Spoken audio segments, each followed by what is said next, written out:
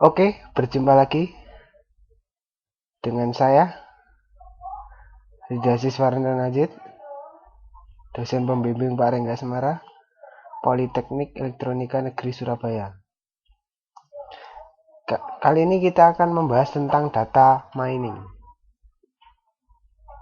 Pokok bahasan ada 4, yaitu model data mining, tahapan dalam data mining, fungsionalitas pada data mining,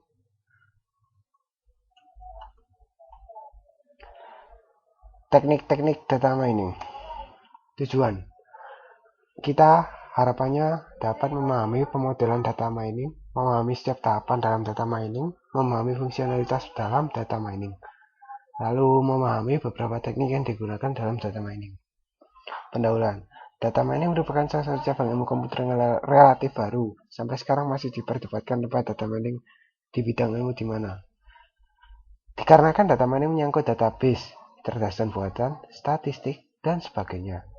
Salah satu pihak berpendapat bahwa data mining tidak lebih dari machine learning atau analisa statistik yang berjalan di atas database. Sedangkan pihak lain berpendapat bahwa database berperan penting di data mining. Karena data mining mengakses data yang ukurannya besar dan adanya peran penting database terutama dalam optimasi query-nya. Definisi sederhana dari data mining adalah ekstraksi informasi atau pola yang penting atau menarik dari data yang ada di database yang besar.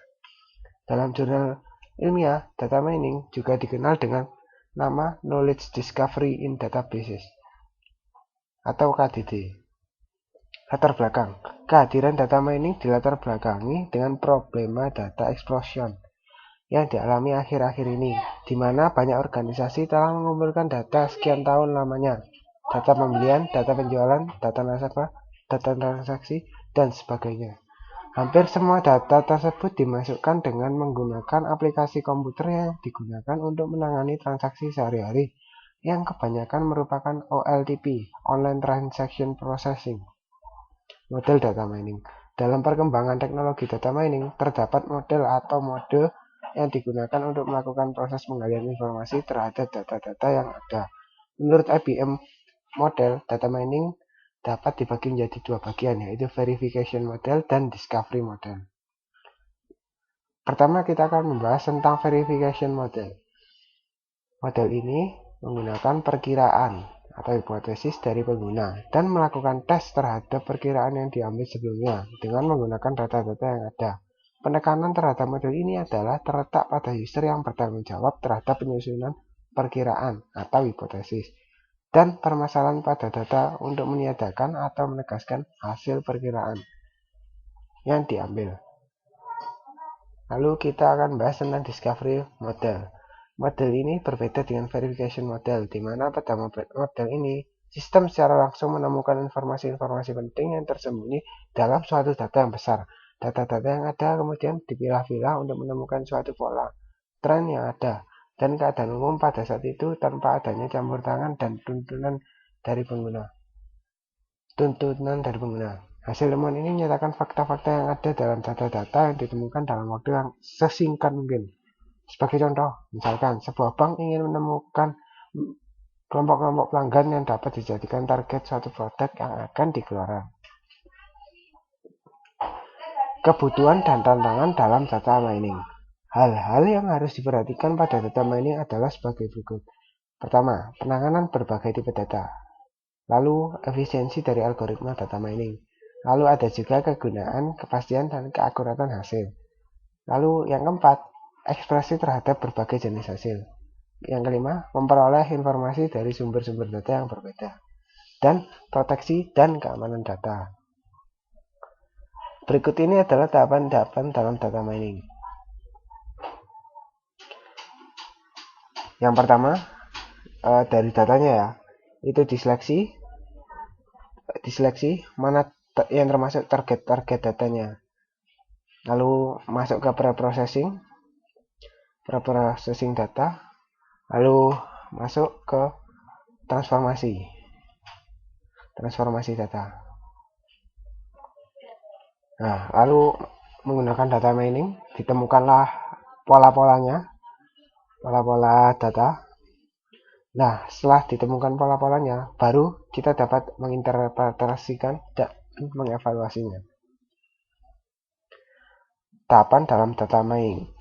Tahapan-tahapan yang harus dilalui dalam proses data mining antara lain basis data relasional, ekstraksi data, transformasi data, pembersihan data, bentuk standar, reduksi data, dan fitur menjalankan algoritma.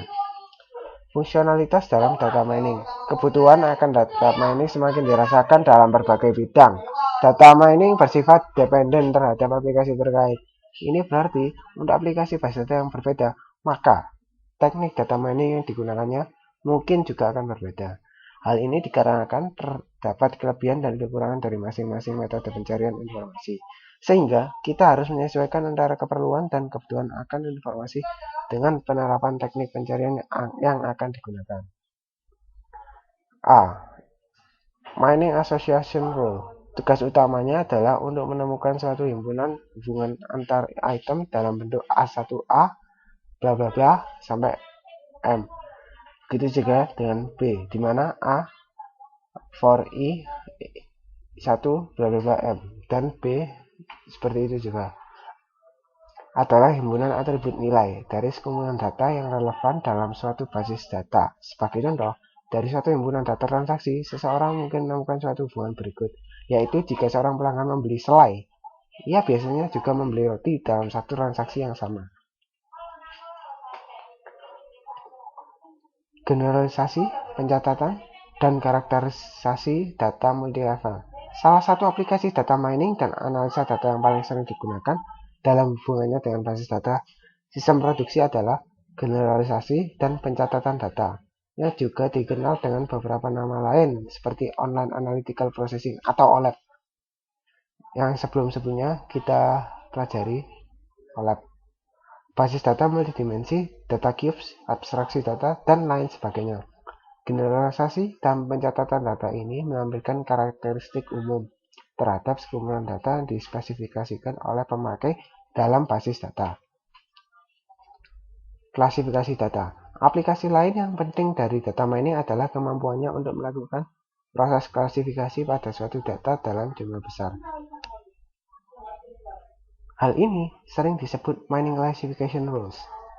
Klasifikasi data sendiri adalah suatu proses yang menemukan properti-properti yang sama pada sebuah himpunan objek di dalam sebuah basis data dan mengklasifikasinya ke dalam kelas-kelas yang berbeda menurut model klasifikasi yang ditetapkan.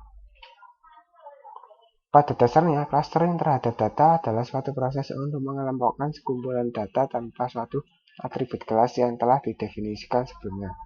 Berdasarkan pada prinsip konseptual clustering, yaitu memaksimalkan dan juga meminimalkan kemiripan intrakelas.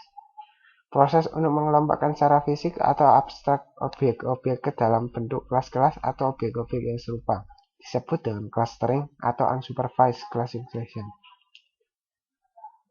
Melakukan analisa dengan clustering akan sangat membantu untuk membentuk partisi-partisi yang berguna terhadap jumlah besar himpunan objek dengan didasarkan pada prinsip divide and conquer yang mendengkomposisikan suatu sistem skala besar menjadi komponen-komponen yang lebih kecil untuk menyederhanakan proses desain dan implementasi. Pencarian pola sekuensial. Fungsi pola sekuensial menganalisa sekumpulan record pada suatu periode waktu. Misalnya untuk menganalisa tren. Suatu pola dapat ditampilkan dalam contoh sebagai berikut. Pelanggan biasanya membeli gula langsung, melakukan transaksi membeli kopi. Dari semua transaksi, membeli gula ternyata hampir seluruhnya terdapat transaksi membeli kopi. Maka dari pola-pola yang ada ini dapat dijadikan masukan bahwa telah terjadi suatu kecenderungan atau tren dari pelanggan di mana setiap pelanggan melakukan transaksi membeli gula, maka akan diikuti oleh transaksi membeli kopi.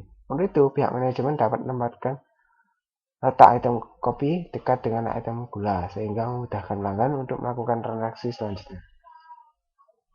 Teknik-teknik data mining. Klasifikasi skema yang berbeda dapat digunakan untuk mengkategorikan metode dan sistem data mining dengan didasarkan pada jenis basis data yang akan dipelajari dan teknik apa yang akan digunakan. Beberapa di antaranya adalah sebagai berikut. jenis basis data yang akan dijadikan objek, lalu jenis informasi yang hendak dicari, dan teknik yang hendak digunakan. A. Market Basket Analysis. Fungsi asosiasi rules seringkali disebut dengan market basket analysis yang digunakan untuk menemukan relasi atau korelasi di mana himpunan item-item. Market basket analysis adalah analisis dari kebiasaan membeli customer dengan mencari asosiasi dan korelasi antara item-item berbeda yang diletakkan customer dalam keranjang-keranjang belanjaannya. Fungsi ini paling banyak digunakan untuk menganalisa data dalam rangka keperluan strategi pemasaran, desain katalog, dan proses pembuatan keputusan bisnis. Apa itu kaidah asosiasi? Kaidah asosiasi penambangan pertama kali diusulkan oleh Agrawal, Mielewski, dan Swamy. Diberikan suatu database transaksi, setiap transaksi adalah suatu himpunan item-item. Cari seluruh kaidah asosiasi memenuhi kendala minimum support dan minimum confidence yang diberikan user. Contohnya, 30% dari transaksi yang memuat bir juga memuat pupuk 5% dari transaksi memuat item-item berikut ini. 30% confidence dari kaidah ini, 5% support dari kaidah ini. Kita berminat untuk mencari seluruh kaidah ketimbang memeriksa apakah suatu kaidah berlaku. Lalu ada algoritma a priori. Algoritma a priori yang bertujuan untuk menemukan frequent item sets dijalankan pada sekumpulan data. Pada iterasi ke K akan ditemukan semua item sets yang memiliki K items, disebut dengan K item sets. Inti dari algoritma a priori yaitu gunakan frequent, yaitu K-1 min item sets untuk membangun kandidat frequent kit item set. Kandidat frequent K item sets. Gunakan scan database dan pencocokan pola untuk mengumpulkan hitungan untuk kandidat item sets. Perbaikan kinerja a priori. 1. Hubungan item set berbasis hash. Suatu K item set yang hitungan ember hash terkaitnya di bawah ambang tidak bisa difrequent. Suatu transaksi yang tidak memuat frequent key item set apapun adalah sia-sia dalam scan berikutnya. Lalu partisi, item set apapun yang potensial frekuent dalam DB haruslah frekuent dalam paling tidak satu dari partisi dari DB. Sampling, penambangan atas suatu subset dari data yang diberikan. Menurunkan ambang, support suatu metode untuk menentukan kelengkapan. Berikut ini adalah ilustrasi algoritma a priori. Pertama, dilakukan scan. Lalu didapatkan item setnya dan jumlahnya berapa.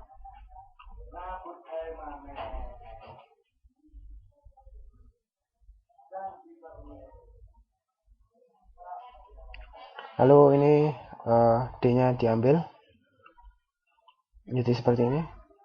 Lalu disilangkan antara item set, lalu di scan.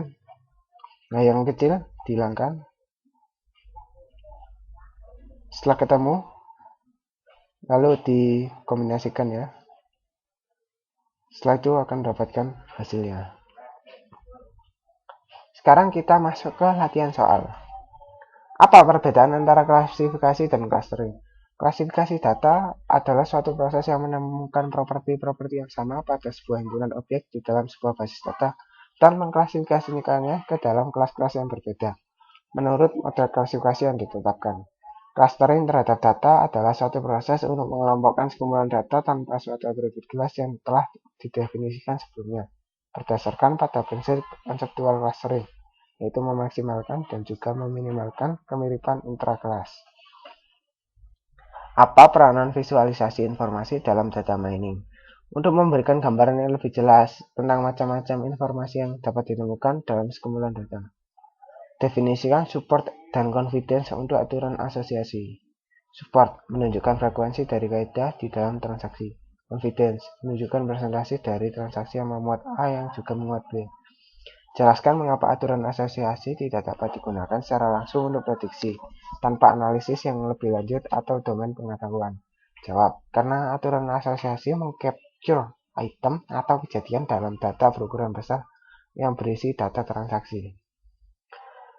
Sekian pertemuan kita kali ini. Sampai jumpa di pertemuan kita selanjutnya.